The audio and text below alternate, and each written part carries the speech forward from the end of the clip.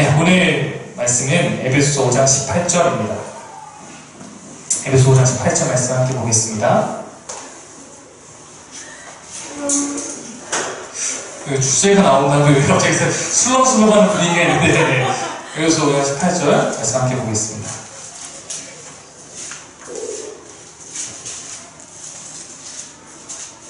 한 절입니다. 함께 얘기했습니다. 시작.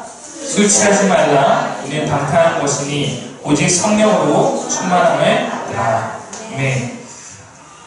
하나님 나라가 끝나면 그 다음 주가 뭔가요? 하나님 나라가 하면 어떤 걸 다룰 건가요? 라고 하는 질문을 종종 받아왔습니다. 사실 거대 프로젝트도 더 있는데, 거대 프로젝트 들어오면 아직 숨 고를 시간이 좀 필요할 것 같아서 몇 주간은 조금 더 우리가 한번 나누고 싶은 삶에 대한 이야기들을 조금 나눌까 생각하고 있는데, 그 중에 제일 먼저 다룬 문제가 술에 대한 문제입니다.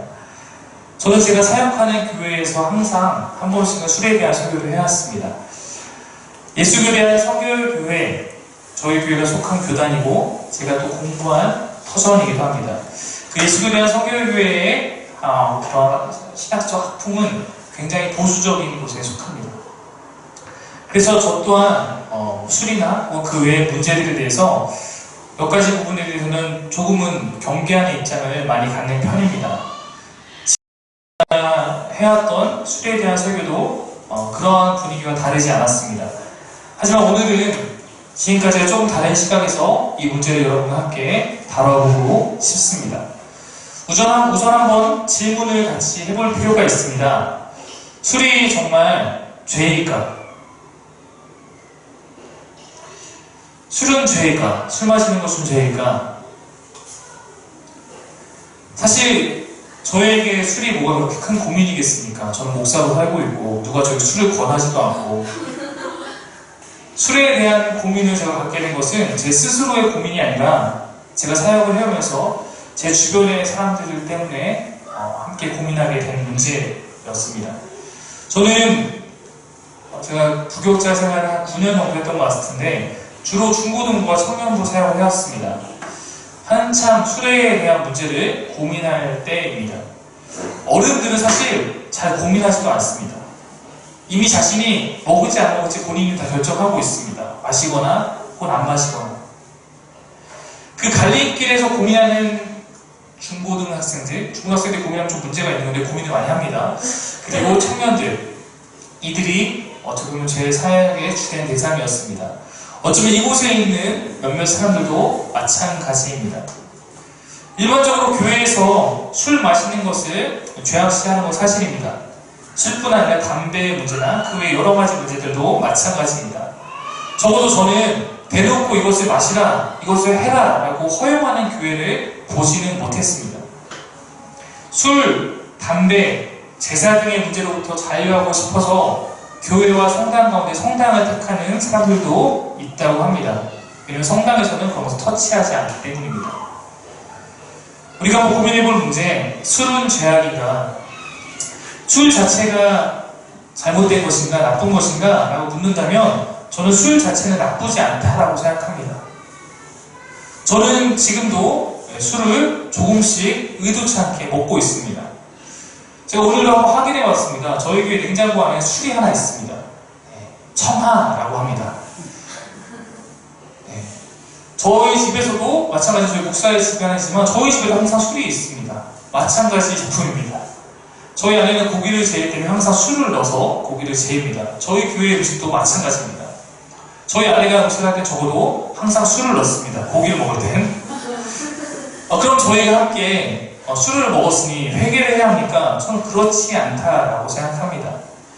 여기서 제가 얘기하고 싶은 것 자체는 술이라는 그 술 자체가 나쁘거나 선하거나 하는 용도는 아니라는 것입니다. 중립적인 것입니다. 칼이나 총 자체가 나쁘지 않은 것과 마찬가지입니다. 때로는 그것이 나쁠 수도 있겠지만 의사에게 칼은 사람을 살리는 도구이고 군인에게 총은 조국을 지키는 수단이 될 수도 있습니다. 술을 고기를 연하게 하는 용도로 사용할 때 그것은 선한 것이 될 수 있습니다.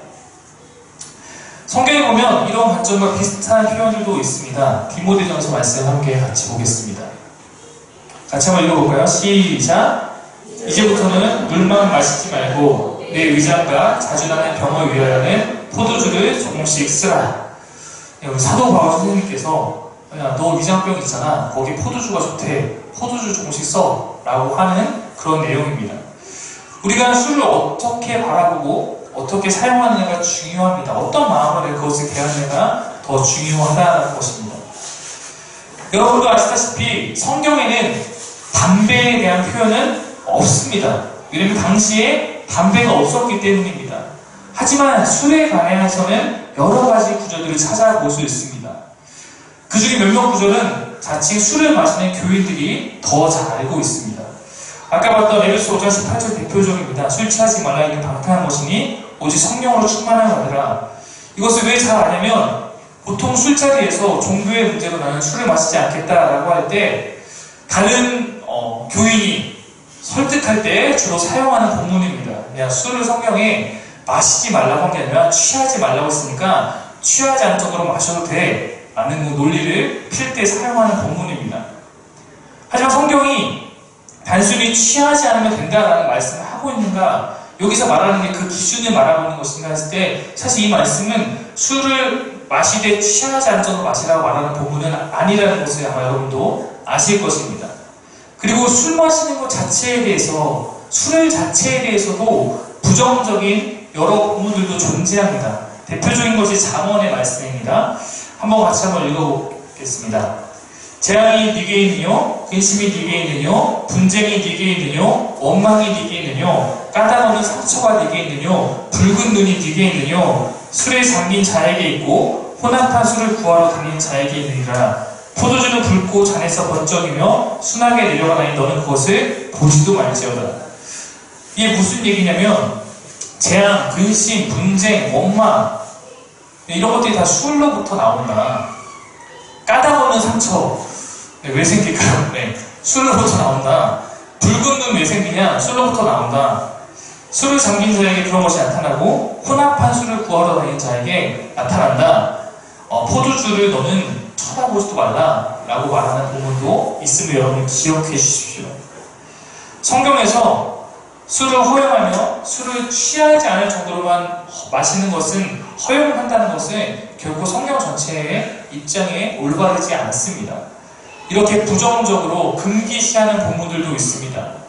때로는 하나님을 만나러 가는 그 주간에는 포도주도 하지 않는 것, 술을 아예 마시지 않는 것이 더욱더 거룩하게 하는 것이다 라고 보는 그러한 본문도 상당히 많이 존재합니다. 하지만 한국의 기독교에서 갖고 있는 인식처럼 술을 그렇게 죄악시 여기는 것이, 죄악시 여기는 그런 시선만 성경에 있는 것은 아닙니다. 다시 말하면 우리가 갖고 있는 술에 대한 기준보다 굉장히 유연하고 굉장히 어떻게 보면 죄악시 여기지 않는 입장들도 성경에 상당히 존재한다는 것도 사실입니다. 한국의 기독교의 시선과 성경의 시선이 좀 차이가 난다는 것입니다.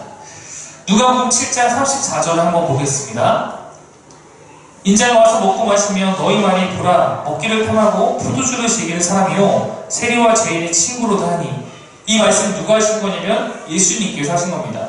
당시 예수님을 보면 사람들이 저 사람은 먹기를 탐하고 포도주를 즐기는 사람이다, 세리와 죄인의 친구다라고 예수님에게 사람들이 손가락질하며 이야기했습니다. 여러분도 아시다시피 예수의 기적 가운데 포도주를 만드는 기적도 있었습니다. 사람들이 예수를 일컬어서 포도주를 즐기는 사람이라고 비아냥이 되고 있습니다. 예수님이 술과 무관하지 않았다, 적어도 포도주와 무관하지 않았다라는 것은 우리가 부인할 필요 없는 사실입니다. 그럼 우리는 예수를 믿는 사람이니까 예수님처럼 우리가 술을 마셔도 되는가? 라고 저에게 묻는다면 저는 여전히 글쎄요 라고 대답을 할 수밖에 없습니다. 성경에서 신실한 사람들이 포도주를 마셨던 기록이 있음에도 불구하고 제가 쉽게 된다 라고 이야기할 수 없는 이유가 있습니다. 그것은 성경의 내용과 지금의 우리의 삶이 갖고 있는 차이, 거리감 때문입니다. 성경의 시대와 지금의 우리의 시대가 갖고 있는 문화적 차이와 시대적 차이가 있기 때문입니다. 몇 가지 한번 예를 들어보겠습니다. 여러분 아시다시피 저는 예수 전도단을 양성하고 있는 곳에서 DTS라는 훈련을 받았습니다. 그 DTS 훈련은 굉장히 철저하게 사람들을 통제합니다. 그래서 예를 들어서 여자들 같은 경우는 거기서 뭐 민소매 같은 걸 입을 수 없고 무릎 위에 올라오는 바지나 치마 같은 걸 절대 입지 못합니다. 그리고 남자 여자가 서로 터치도 안 되고 둘이서 이야기하는 것도 안 됩니다. 네. 그런 것들이 3명 이상이 함께 이야기해야 되고 이런 룰이 있습니다. 당연히 음주는 흡연은 퇴학입니다. 한국의 DTS는 대부분 그렇습니다. 이 DTS는 근데 한국에만 있는 게 아니라 저는 세계적으로 열리고 있습니다. 제가 독일의 DTS 규정을 살펴봤습니다. 조금 기준이 다릅니다. 독일의 DTS 기준에는 이런 기준이 있습니다. 맥주는 2병까지만 마셔라. 왜냐면 독일이라는 사회가 그렇기 때문입니다. 독일은 내륙에 위치한 국가로서 음료로서의 맥주가 상당히 발달되어 있습니다. 술에 대한 인식 자체가 다르다라는 것입니다. 독일은 청소년들에게 도수가 높은 보드카와 같은 것을 완전히 금하고 있지만 비교적 도수가 낮은 포도주나 맥주는 16세 이상이면 섭취가 가능합니다. 14세와 15세에도 어른과 함께 동행시에는 맥주나 포도주를 마실 수 있습니다. 윤우 갑자기 고개 확 든 거는 독일 가겠다는 건 아니지. 담배는 독일도 청소년에 금지되어 있지만 술에 대한 기준은 다르다라는 것입니다. 그러하기에 비교적 그 거룩에 대한 훈련을 철저하게 시키는 DTS에서도 독일의 경우에는 2병이라는 기준으로 제한한 것입니다. 2병 안에서 먹는 거는 괜찮다라는 것이 그곳에서 이해하고 있는 문화적 기준에 맞다라는 것입니다. 여러분 조금 충격적일 수 있겠지만 혹시 여러분 스펄전이라는 목사님에 대해서 들어봤을 수도 있습니다. 찰스 스펄전이라고 1800년대 설교의 황태자, 설교의 대가라고 불리는 굉장히 유명한 목사님이었습니다. 영국의 목사님이었는데 스펄전 목사님은 흡연자였습니다. 왜 그렇게 설교의 대가이고 거룩을 항상 가르치는 목사님이 왜 흡연자였냐? 당시 영국의 문화가 그랬습니다. 당시 영국의 문화에서는 술은 안 좋은 것으로 보았으나 담배라는 것은 학자들이나 고급스러운 사람들이 행하는 문화라고 인식하고 있었습니다. 그러니까 스펄전 목사님은 학자로서 담배를 즐겼던 것입니다. 당시 영국의 문화에서는 전혀 문제될 것이 없는 그런 환경이었습니다. 즉, 우리가 어떤 사회에 존재하고 내가 어떻게 그 문화를 인식하고 있는 사람들과 함께 살아가는지에 따라서 술에 대한 기준이 각각 다를 수 있다는 것을 우리는 기억하셔야 합니다. 그러면 왜 유독 한국에서만 술에 대해 금기시 여깁니까? 솔직히 이 단어가, 이 말이 여러분에게 너무 자유함을 줄까봐 제가 사용하지 않으려고 했지만 정확하게 말하면 술에 대해서 엄격하게 금지하고 있는 교회는 한국밖에 없습니다. 왜 한국 교회들은 유독 술 문제에 대해서 민감하고 이것을 막고 있는가? 이것이 한국의 뿌리 잡힌, 뿌리 깊은 문화이기 때문입니다. 높은데 정의교회를 다니면서 오대신 목사님은 1907년에 대부흥운동과 함께 성장한 교회가 금주와 금연을 강조하게 된 원인의 하나는 국채보상운동에 있다라고 이야기합니다. 그리고 국채보상운동을 아실지 모르겠지만 국채보상운동은 우리가 일시로부터 빌린 그 빚을 갚기 위한 정부에 함께하는 운동이었는데 방법 중에 하나로서 제시했던 것이 금연과 금주였습니다. 금연과 금주를 통해서 상환해서 국가의 지정적 자립을 이루는 애국 개몽운동이 국채보상운동이었습니다. 그 시기가 한국 교회가 막 성장하는 시기와 맞물리게 되었습니다. 가뜩이나 한국의 복음을 전했던 선교사들이 비교적 보수적인 신앙을 갖고 있던 그런 사람들이었고 이러한 사회적 분위기가 있었기 때문에 교회의 지향점과 사회의 분위기가 맞게 되었습니다. 그러므로 교회는 이 시기에 적극적으로 금주와 금연을 추구하는 신앙을 갖게 됐고 이것이 100년 가까이 한국 기독교인의 신앙인의 모범된 모습으로 자리 잡게 된 것입니다. 현재 1907년부터 100년이 넘게 지났지만 여전히 한국의 교회뿐 아니라 한국 사회 전체는 신실한 기독교인이라면 금주와 금연을 하는 것이 당연하다라고 받아들이고 있습니다. 이것이 한국의 문화라는 것입니다. 이 받아들임을 이해하기 어렵다면 이렇게 생각하시면 됩니다. 여러분이 오늘 저녁에 저 고급 시계를 지나가는데 그 앞에 어디 호프집에서 술을 먹고 노래를 하고 있는 저를 보게 됐다고 생각을 한번 해보십시오.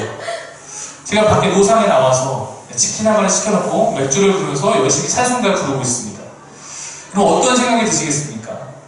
혹은 오늘 우리 집사님 가정에 집들이가 있는데 저희 집들이 갔더니 목사님 음료 하나 하시죠? 맥주를 막 꺼내갖고 세팅을 하고 있습니다. 여러분 어떤 생각이 드시겠습니까? 그게 낯설고 그게 이상하게 받아들이고 이 목사 이상하네, 이 교회 이상하네라고 한다면 이미 우리에게 그것이 하나의 기준이 되어 있다라는 사실입니다. 어떤 교회는 성찬식을 한국의 입장에서 제일 섞여야 된다고 포도주와 빵 대신에 막걸리와 떡을 넣고 했던 교회가 있었습니다. 여러분 그것이 잘 되겠습니까? 막걸리를 빼면서 주님의 피구나 라고 하고 받아들일 수 있겠습니까? 잘 안 됩니다. 왜냐하면 우리의 정서에서 성찬식의 포도주는 단순히 즐기는 술이 아니기 때문입니다. 그러나 우리에게 인식의 막걸리는 다른 것입니다. 이미 그것이 우리의 내면에 깊이 자리 잡고 있습니다. 우리에게 포도주가 단순한 술이 아니기 때문에 막걸리를 통해서 그 의미를 담아내기 어려운 것입니다. 한국이라는 곳은 다른 나라처럼 식사를 하며 물 대신에 맥주나 포도주를 마시는 문화가 아닙니다. 다른 문화가 있는 것입니다. 이것이 성경의 술에 대한 입장과 현재 한국 교회에 갖고 있는 입장이 다를 수밖에 없는 여러 가지 이유입니다. 이런 문화에서 우리가 자랐습니다. 이런 문화에서 자란 우리는 술을 마신 후에 하나님 앞에 떳떳하게 나아가기 어렵습니다. 술을 마시고 교회에 오면 부끄럽습니다. 누가 뭐라고 해서가 아닙니다. 술 마시고 와서 경건하게 내가 예배하기 어렵습니다. 누가 정죄하기 때문이 아니라 우리가 살아온 가치관과 우리가 살아온 삶의 기준에서 내 스스로가 그것이 잘 용납이 되지 않는 것입니다. 이런 기준에 살고 있는 우리가 금주와 금연에 대해서 더욱 조심해야 될 또 다른 이유는 공적 신앙의 모습 때문입니다. 공적 신앙이라는 것은 신앙생활이 나 혼자 하는 것이 아니라 우리가 함께 해나가고 있다라는 표현입니다. 여러분 요즘에 문제가 되는 교회 모습들, 세습이나 아니면 여러 가지 문제들, 다른 문제들이 왜 함께 걱정합니까? 그것이 공적 신앙의 문제이기 때문입니다. 한 교회만 피해보고 함께 욕먹고 끝내는 것이 아니라 한국의 기독교가 함께 하나님을 모시고 있기 때문에 그 피해와 그거에 대한 것들을 함께 공유하고 있기 때문입니다. 바울은 고린도전서 8장에서 이런 상황을 이야기합니다. 한번 같이 고린도전서 8장 한번 보겠습니다. 한번 여러분이 한번 읽어보면 좋겠습니다. 읽겠습니다. 시작.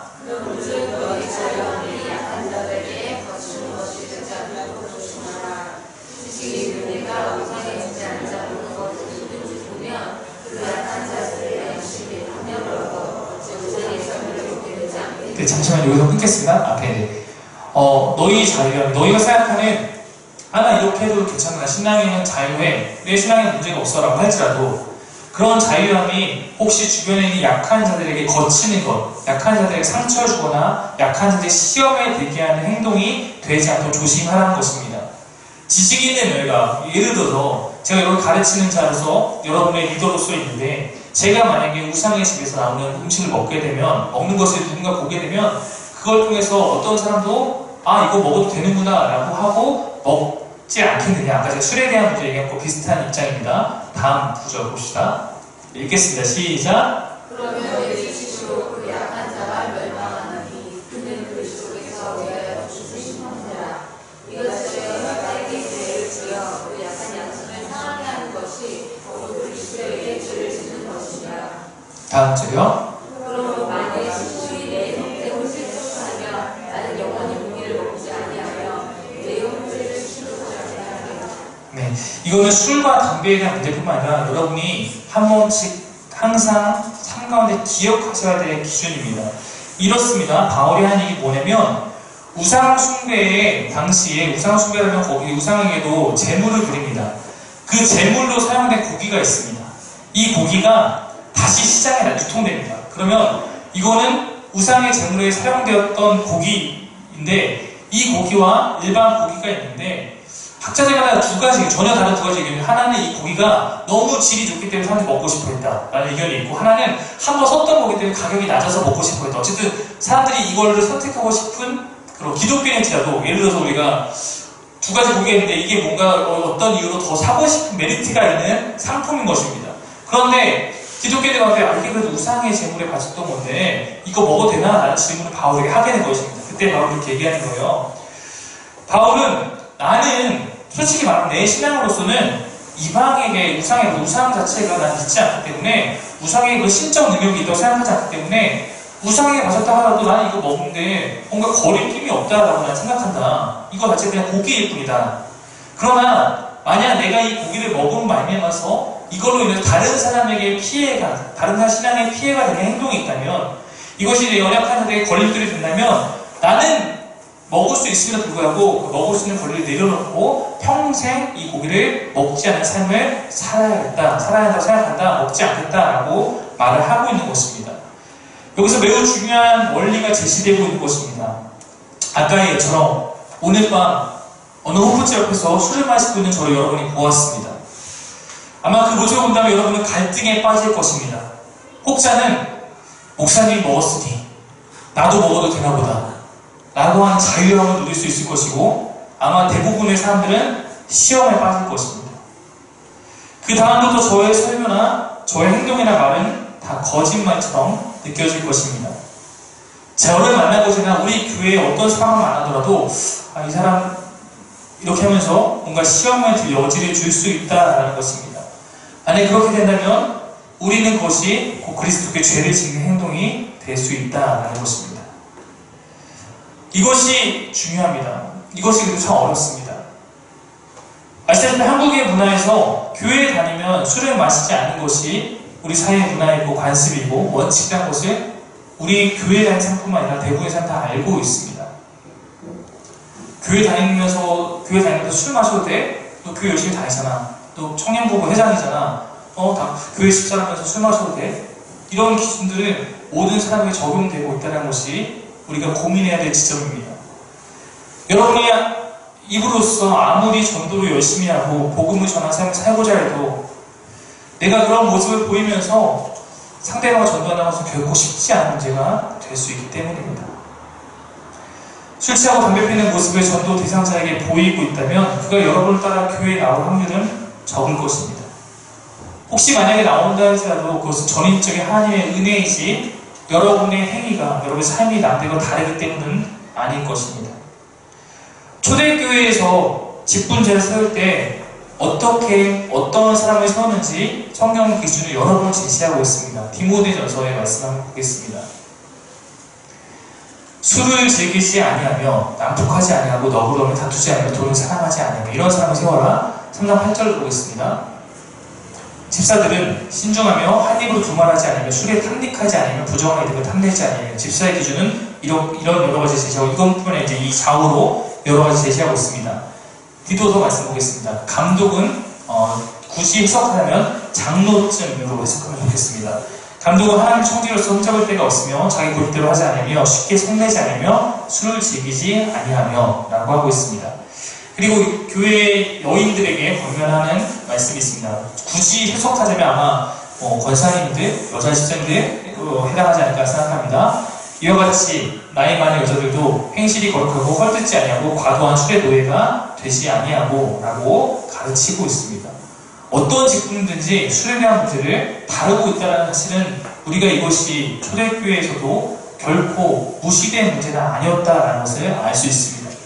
이런 말씀을 보건대 적어도 성경이라는 범위의 기준을 봤을 때는 이스라엘 문화권 내에서조차 제한적으로 소량의 포도주를 마시는 것은 허용되는 것 같지만 그것이 과하여 술을 즐기는 자가 되는 것은 경계하고 있다고 봐야 합니다. 이스라엘 문화 자체도 그렇습니다. 그러면서 저는 이런 생각했습니다. 2000년 전 예수님은 어떤 모습으로 삶을 살아가셨을까? 아마도 성경 속 예수님도 술의 그 취함을 위해서 술을 즐기는 자는 아니었을 것 같습니다. 그 문화권 내에서 사람들과 어울리는 교제의 방법으로 함께 음식을 나누고 포도주를 나누셨을 것 같습니다.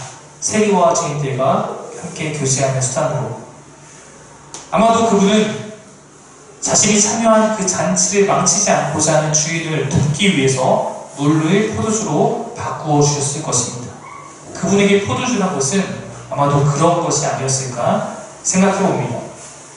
제가 만약 한국에서 1900년대 후반에 태어나 2000년대를 살아가고 있는 현재의 기독교인이 아니라 2000년 전 이스라엘의 한 사람으로 태어났다면 어쩌면 저도 하나님을 신실히 믿으면서도 포도주로 사람들과 더불어 나누는 삶을 살았을지도 모릅니다. 그 시대에 그곳에 함께하는 사람들의 신앙에 걸림돌이 되지 않는 모습으로 말입니다. 하지만 저는 제가 살고 있는 이 시대에서 기독교인으로서 사람들 술을 어쩌면 피해야 하는 시대적 과제가 저에게 주어져 있다고 생각합니다. 내 신앙과 또 다른 사람의 신앙을 위해서 또 하나님 나라의 확장을 위해서 말입니다. 우리가 이런 기준들을 가진다면 우리는 어떤 환경에서도 술을 비롯한 여러 가지 문제에 대해서 우리의 행동이 다를 수밖에 없습니다. 실제 이런 경우가 있습니다. 결석 같은 병을 갖게 되면 의사들이 맥주를 많이 마시세요 라고 합니다. 아직 경험하실지 모르겠지만 저는 혹시 여러분 가운데 누군가 저한테 와서 목사님 제가 그 맥주를 많이 마시라는데요 저는 의학적으로 필요해서 먹는 그것을 정죄하고 싶은 마음은 전혀 없습니다. 하지만 누군가 만약에 어떤 의사가 같은 상황에서 저에게 말을 한다면 저는 맥주를 마시지 않을 것 같습니다. 다른 대체용품을 먹거나 콜라를 열심히 먹거나 아니면 그냥 먹지 않고 낫게 해주신 하나님을 믿고 기도할 것 같습니다. 솔직한 마음이 그렇습니다. 누가 뭐라고 해서가 아니라 그냥 그것이 제 스스로의 신앙의 방법에 더 맞는 방법이라고 생각하기 때문입니다. 내가 이것저것 묻고 따지기 힘들다면 여러분 이 한 가지 질문이면 사실 족합니다. 하나님이 내 어떤 모습을 기뻐하실까?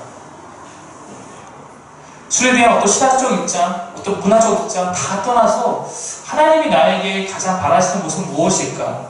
어쩌면 우리는 이미 스스로 그 답을 알고 있는지도 모릅니다. 때론 답을 모를 때면 그냥 그 자리에 멈춰서 주님께 묻고 주님이 내 마음에 주시는 그 마음을 따라서 삶을 살아갈 때 그것이 가장 단순하고 가장 올바른 삶이 될 수 있습니다. 어쩌면 답은 가장 가까이에 늘 있는 법입니다. 끝으로 한 가지를 덧붙여 나누고 말씀을 마치려고 합니다. 만나교회 운영하시는 김병상 목사님의 SNS에 얼마 전에 이런 글이 올라온 것을 보았습니다. 어떤 청년이 술 냄새를 잔뜩 풍기며 교회 예배에 나와서 울면서 기도했는지 모르겠어요. 울면서 목사님에게 안겨서 물었답니다. 목사님, 술 먹고 교회에 와도 되나요? 그 청년에게 목사님이 그래 괜찮아 라고 답을 하고 그리고 그날 밤에 이런 글을 남겼습니다. 술 먹은 사람이 찾아올 수 있는 교회가 되어야 하는데 술 먹은 사람은 오기 힘든 교회가 되어버렸다. 교회 다니면서 술을 먹는 것과 술을 먹는 사람이 찾아올 수 있는 교회는 다르지 않을까. 참고로 이 김병사 목사님은 큰 교회입니다. 큰 교회인데 부임하시자마자 교회 내에 흡연실을 만들었어요. 흡연실을 만든 이유는 담배 문제가 고민이 되는 사람들도 교회에 와도 된다라는 것을 상징적으로 보여주기 위함이었다고 합니다. 아까 예를 들었던 오대식 목사님도 이런 내용을 나눈 적이 있습니다. 한국 사람이 세계적으로 음주량이 가장 많다고 한다. 사람들은 고통을 잊기 위해 또 간혹 찾아오는 기쁨을 나누고 지속할 수 있는 방편으로 술을 찾는다. 교회는 단순히 술 마시지 말라는 요구보다 고통을 잊는, 기쁨을 나누고 지속할 수 있는 방법이 술밖에 없는 것인가 라고 질문해야 한다. 이 두 분 목사님의 글을 읽으며 저는 이런 생각을 합니다. 우리는 술뿐 아니라 여러 가지 죄악의 요소에 빠질 것에 대해서 경계해야 합니다. 내 스스로를 죄악에 빠지지 않도록 지켜내고자 하는 싸움을 해야 합니다. 그러나 우리가 스스로의 문제에 대해서는 죄에 빠지지 않기 위해서 열심히 싸우고 경계해야 하지만 죄 가운데 빠져있는 사람들을 경계해서는 안 됩니다. 죄 지은 사람들을 멀리 해서는 안 됩니다. 교회는 죄에 빠지지 않기 위해서 피 흘려 싸우는 공간입니다. 그러나 죄인들을 위해서는 항상 열려있는, 그리고 죄인들을 위해서 존재하는 그런 곳이어야 합니다. 세리와 죄인의 친구가 되신 예수님을 기억하셔야 합니다. 아무리 제가 양보해서 생각해봐도 저는 솔직히 말하면 기독교인들이 음주하지 않았으면 좋겠습니다. 술 마시는 그리스도인을 보면서 마음이 아픈 것은 술 마시는 그 자체보다 술을 의지하여 살아가려는 삶의 태도라고 생각합니다. 내가 기쁠 때 술을 찾고, 슬플 때 술을 찾고, 외로울 때 술을 찾고, 괴로울 때 술을 찾으면 하나님은 언제 찾습니까? 기쁠 때 하나님이 먼저 생각나고, 슬플 때도 하나님이 먼저 생각나고, 외로울 때 괴로울 때도 하나님이 먼저 생각나는 삶을 사는 것이 우리가 얼마나 더 중요한 일이 될 수 있겠습니까?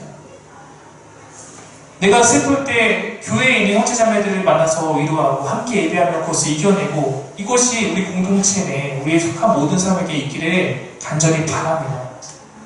오늘 에베소의 말씀이 술 취함을 탓하기보다 성령의 충만함을 강조하기 위해 쓰였다는 것을 여러분 기억하셔야 됩니다. 주님과 가까워지는 만큼 우리는 죄의 문제들과 멀어지게 되어 있기 때문입니다. 그러나 여러분, 그럼에도 주변에 술 마시는 사람들을 본다면, 특별히 신자이면서도 여전히 그 문제 앞에 괴로워하고 있는 사람들을 본다면 더 따스하게 안아주시고 더 사랑해 주기를 권면합니다. 혹시 이 공동체 내에도 여전히 술을 마시는 사람들이 발견된다고 하더라도 정죄의 눈빛이 아니라 함께 더욱더 하나님을 의지하고 함께 그분 앞에 슬픔과 기쁨을 토해낼 수 있도록 더욱더 함께 품어줄 수 있는 그런 공동체가 되기를 간절히 바랍니다. 술, 담배가 해결되고 나서 나는 교회에 나오겠다는 사람이 주변에 있다면 우리 교회는 그런 거 아무렇게 생각하지 않으니 함께 주님을 알아가자고, 예배드리고 이 앞에서 담배 피자고 그렇게 설득해 주십시오. 혹시 나는 술의 문제에 자유하다 할지라도 우리 자체도 모든 것에 있어서 다 자유한 자는 아닙니다. 술은, 담배는 보여지기 때문에 더 크게 느껴질 뿐, 사실 우리는 술 취하지 않았을 뿐 여러 가지 죄에 취해 있다는 사실을 기억하셔야 합니다. 우리 잘나지 않았습니다. 눈에 보이는 죄에 대해 경계한 만큼 눈에 보이지 않는 죄에 대해 더욱 경계하고 다른 사람의 부족한 모습을 용납하고 바뀌어가기를 응원할 수 있는 그런 공동체가 이곳에 세워져 가기를 간절히 바랍니다. 목사로서 이 공동체 안에 속해 있는 사람들을 바라보면서 오늘 이 술에 대한 문제를 생각하면서 제가 고백할 수 있는 감사가 한 가지 있습니다. 저는 술을 마셔도 목사에게 숨기지 않고 말할 수 있는 교인들과의 신뢰함이 있음에 감사하고, 제가 이 말을 하는 것은 실제로 술을 마시고 저희 집에 놀러온 청년들이 가끔 있었습니다. 그런 신뢰 속에서 차츰 술보다 하나님과 가까워지는 모습을 보는 것이 저에게 큰 감사입니다. 죄인들이 들어와 함께 사귐을 누리며 함께 하나님 안에서 변화되는 공동체, 그것이 우리 사귐의 교회가 되기를 간절히 바랍니다. 기도하겠습니다.